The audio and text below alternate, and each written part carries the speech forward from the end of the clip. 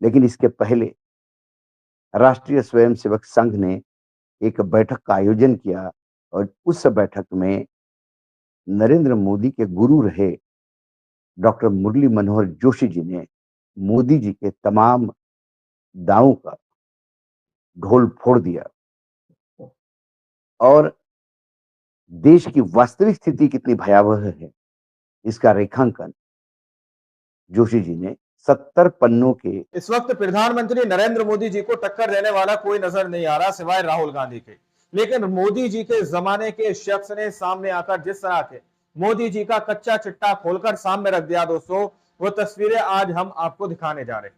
हमारे साथ वरिष्ठ पत्रकार मौजूद है अशोक वानखेड़े। उनकी रिपोर्ट देखिएगा कि किस तरह से जो हमारे देश का गोदी मीडिया कहता है कि विदेशों के अंदर मोदी जी का ढोल बज रहा है, डंका बज रहा है।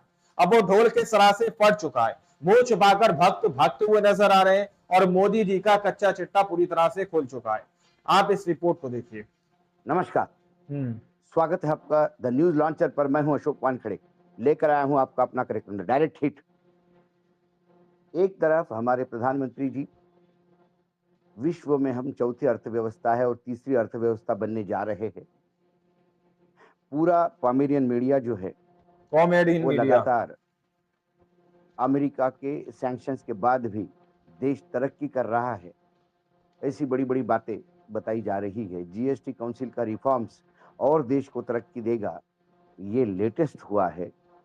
लेकिन इसके पहले राष्ट्रीय स्वयंसेवक संघ ने एक बैठक का आयोजन किया और उस बैठक में नरेंद्र मोदी के गुरु रहे डॉक्टर मुरली मनोहर जोशी जी ने मोदी जी के तमाम दावों का ढोल फोड़ दिया और देश की वास्तविक स्थिति कितनी भयावह है, इसका रेखांकन जोशी जी ने 70 पन्नों के अपने प्रेजेंटेशन में, स्लाइड्स के प्रेजेंटेशन में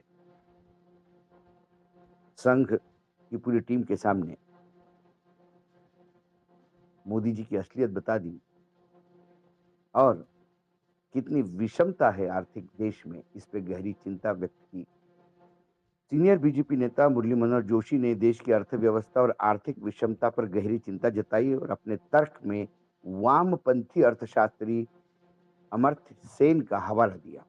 महत्वपूर्ण बात यह है कि संघ प्रमुख मोहन भागवत मुरली मनोहर जोशी जी की इस बात को उन्होंने एंडोर्स किया, ये कहते हुए कि जोशी जी ने तो सब कुछ कह ही डाला। राष्ट्रीय स्वयंसेवक की अर्थ समूह की बैठक में देश की अर्थव्यवस्था पर व्यापक विचार विनिमय हुआ। बैठक में लोगों की आय की असमानता, प्रति व्यक्ति कम जीडीपी पर विशेष चर्चा हुई। खास बात यह है कि संघ प्रमुख मोहन भागवत की मौजूदगी में पूर्व केंद्रीय मंत्री डॉक्टर मुरली मनोहर जोशी, जो इलाहाबाद यूनिवर्सिटी के डीन रहे हैं फिजिक्स विषय के, उन्होंने अपना नजरिया पेश किया। उसमें नोबेल पुरस्कार विजेता अमर्त्य सेन का भी हवाला दिया गया। अमर्त्य सेन और संघ विचार तो वैसे दो ध्रुव माने जाते हैं। यही वजह है कि बैठक में चिंता जताई गई है वो काफी गंभीर लगती है, क्योंकि वामपंथी विचारधारा का ठपका जिस पे लगा हो, यदि उसका हवाला देते हुए देश की चिंता को मान ले संघ, तो फिर वाकई बात गंभीर है। सवाल है कि क्या संघ को सिर्फ देश की आर्थिक स्थिति की फिक्र है या फिर संघ केंद्र में मौजूदा बीजेपी सरकार की आर्थिक नीति को लेकर चिंतित है। ये सवाल भी इसके जवाब खोजेंगे। बैठक में हुई बातचीत से ऐसे सारे सवालों का जवाब मिल जाता है। मुद्दे की बात यह है कि संघ अर्थव्यवस्था को लेकर चिंतित तो है और शायद इसलिए मामले की गंभीरता से लेकर कई स्तर पे प्रयास चल रहे हैं। बताते हैं कि संघ प्रमुख मोहन भागवत ने मुद्दे की गंभीरता को समझने और समझाने की कोशिश की है, लेकिन अमर्त्य सेन के जिक्र और मुरली मनोहर जोशी ने जो लाइन दी, आरएसएस के सरकार्यवाहक दत्ताजी होसबोले ने भी इसे गंभीरता से लिया। ऐसे में ये जानना और समझना काफी महत्वपूर्ण हो जाता है कि आर्थिक विषमता पर मुरली मनोहर जोशी ने क्या कहा। आरएसएस के 100 साल पूरे होने पर संघ से जुड़े आर्थिक संगठनों के करीब 80 प्रतिनिधियों में एक बंद कमरे में बैठक हुई। 80 अब प्रतिनिधि कम उस लोगों में प्रतिनिधियों के 80 में प्रतिनिधि में कौन-कौन था, यदि मैं इसकी सूचना आपको बता दूँ, तो उनमें भारतीय किसान संघ था, सहकार भारती थी, ग्राहक पंचायत थी, स्वदेशी जागरण मंच था, लघु लघु उद्योग भारती थी, भागवत स्वयं थे, होश बोले जी थे, सर कार्यवाह कृष्ण गोपाल थे, यही उसके पालक थे इस पूरे समूह के। सीआर मुकंदन थे, अरुण कुमार थे, आरडी चंद्रशेखर थे, अतुल लिमय थे, आलोक कुमार थे। साथ ही में डॉक्टर मुरली मनोहर जोशी, गुरुमूर्ति जो आर्थिक विशेषज्ञ माने जाते हैं, बीएल संतोष जो ऑर्गेनाइजिंग सेक्रेटरी है, संजीव सन्याल प्राइम मिनिस्टर के आर्थिक जो एडवाइजरी है उसके काउंसिल के मेंबर है, सुरेश खन्ना यूपी के फाइनेंस मिनिस्टर है, अरुण कुमार भी जो जनरल सेक्रेटरी है बीजेपी के और जो चार्टर्ड अकाउंटेंट है अपने पेशे से। ये तमाम लोग इस बैठक में मौजूद थे, ताकि आप समझ रहे हो कि लेबर से लेके एग्रीकल्चर से लेके तमाम लोग उसमें शामिल थे। 2014 के आम चुनाव के बाद मुरली मनोहर जोशी और लाल कृष्ण आडवाणी के साथ बीजेपी के मार्गदर्शन में भेज भेज दिया गया था। ये बैठक ऐसे दौर में हुई जब बिहार में चुनावी हम्म। तैयारियां जोरों पे चल रही है। अब लाल कृष्ण आडवाणी और मुरली मनोहर जोशी को मार्गदर्शक मंडल में तो भेज दिया, लेकिन मार्गदर्शन मंडल के तमाम मेंबर ये सोच रहे हैं कि उनको मार्गदर्शन किसका करना है, या क्योंकि वर्तमान में जो चल रहा है कॉमेडी इन 2014 मीडिया। के बाद मार्गदर्शन मंडल तो बन गया है और वो डंपिंग ग्राउंड हो गया तमाम सीनियर नेताओं का, और प्रधानमंत्री स्वयं ही स्वयंभू है, आत्मनिर्भर है, और कई जगह पर तो इन लोगों को भी मार्गदर्शन करते हुए स्वयं नजर आते हैं। अ, इंडियन एक्सप्रेस की एक रिपोर्ट है जिससे ये खबर सबसे पहले बाहर आई।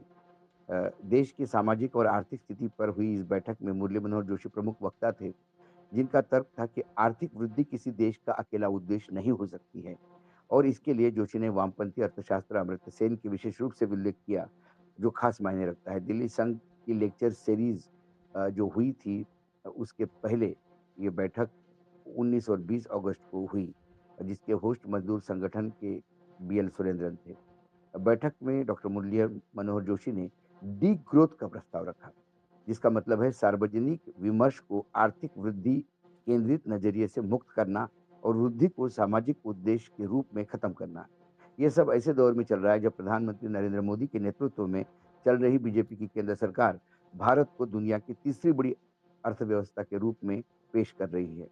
पूर्व केंद्रीय मंत्री जोशी जी का कहना है कि पश्चिम का आर्थिक मॉडल फेल हो चुका है, क्योंकि दुनिया में जारी जंग संयुक्त राष्ट्र भी रोक पाने में नाकाम है। अपनी बात समझाने के लिए मुरली मनोहर जोशी जी ने कहा कि 2021 में भारत के 10% उच्च वर्ग के पास देश की कुल घरेलू संपत्ति का 65% हिस्सा था।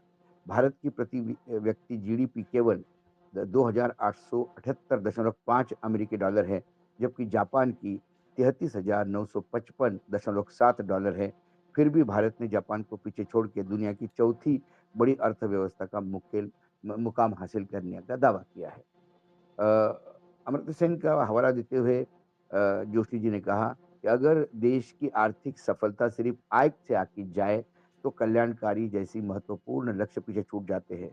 हालांकि मुरली मनोहर जोशी ने इस बात को जोर देकर कहा कि मैं हिंदू दृष्टिकोण को आध्यात्मिकता के क्षेत्र को समझने, विकसित करने और चुनौती देने के लिए एक एकीकृत आधार के रूप में रखना पसंद करूंगा।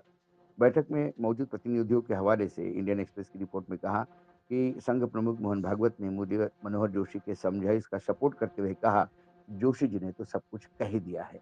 और ध्यान देने वाली बात है कि संघ के सर कार्यवाहक दत्तात्रेय होसबोले ने सफाई दी, और दत्तात्रेय होसबोले ने बैठक में हिस्सा ले रहे प्रतिनिधियों को स्पष्ट किया कि प्रेजेंटेशन और बैठक में हुई चर्चाओं को सरकार की आलोचना के रूप में न देखा जाए।